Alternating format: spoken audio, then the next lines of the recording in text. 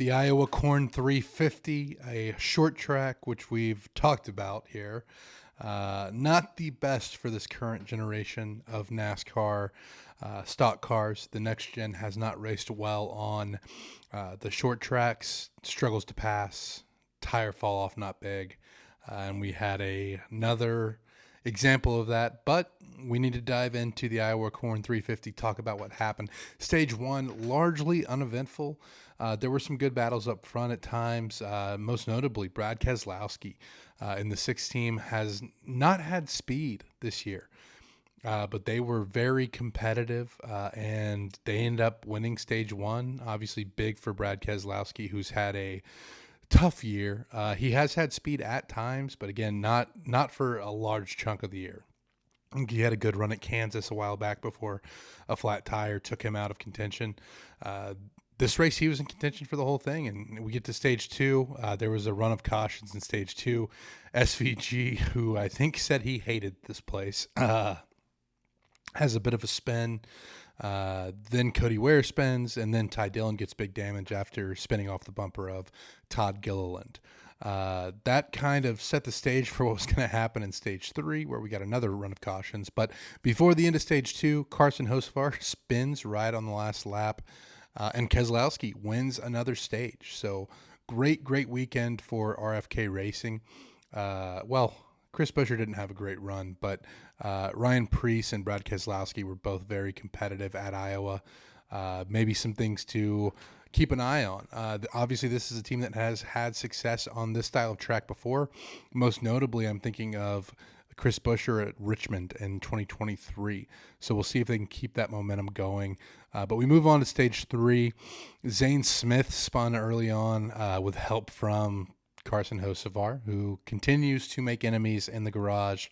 Zane Smith would try to get payback later in the race, or at least it appeared so, but that didn't work. That's the joy of not having an editor. I'm not taking that sneeze out. But yeah, Zane Smith seemed to make a little bit of a lunge towards Carson Hocevar. Ultimately, though, nothing came of it. Then we get an Eric Jones spin. Bubba Wallace got into the wall, had to replace a broken toe link after contact with John Hunter Nemechek. That put Bubba Wallace 2 laps down. Another run of cautions. Reddick and Bell spin, then SVG. Ty Dillon brings out a second caution. Then we had a side window debris caution. So basically the side window popped out on the track. Obviously, NASCAR doesn't want somebody running over that, doing damage to their car and ending up in the wall. So they threw the caution. That run of cautions, though, really notable here, is that got Bubba Wallace back on the lead lap. And that was probably my highlight of this race.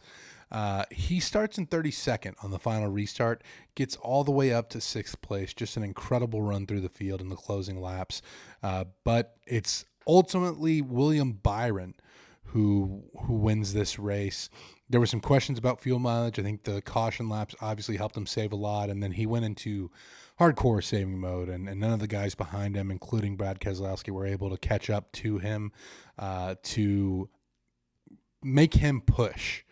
Byron was able to save. I don't know how much he needed to save. He was still able to do a burnout after the fact. So maybe the fuel mileage concerns were a little bit overblown on this one.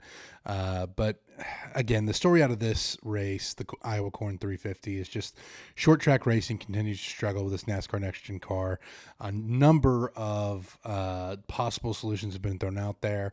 I think the biggest ones are more horsepower in the cars and more tire wear. Having that tire degradation makes people take care of their equipment and makes the guys, there's going to be tire fall off, which allows for comers and goers. I think that's something that we've been missing pretty much the whole next gen era. There's obviously that one crazy Bristol race, but even that was still kind of like the tires were working, and then all of a sudden they were gone. I'd like to see gradual tire fall off that makes tires matter once more in NASCAR. So we'll see if that happens. I think lower downforce is another solution that has been pitched. I don't have the technical acumen to get into all of the details of what would actually make the perfect NASCAR car. But I think it's pretty undeniable at this point that NASCAR is not really making progress on the short tracks. They have to change something up in a big way to make this product more entertaining. At the end of the day, we want drivers to be able to pass. We want drivers to have to manage their equipment. We want drivers to be tested. And I think while there was some aspects of Iowa that were a little bit challenging, most notably the bumps on entry into turn one, which really saw drivers get loose into turn one. You don't want that to be the only thing, right? Like these guys have to perform to the best of their abilities.